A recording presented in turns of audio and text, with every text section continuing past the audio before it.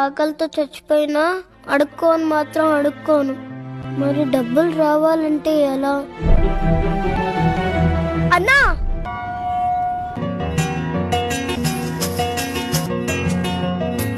పువ్వు ఎంతరా?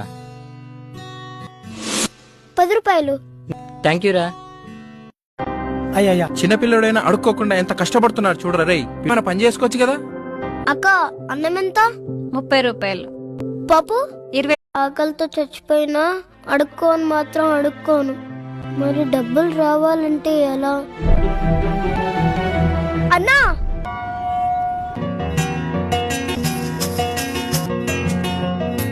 పువ్వు ఎంతరా?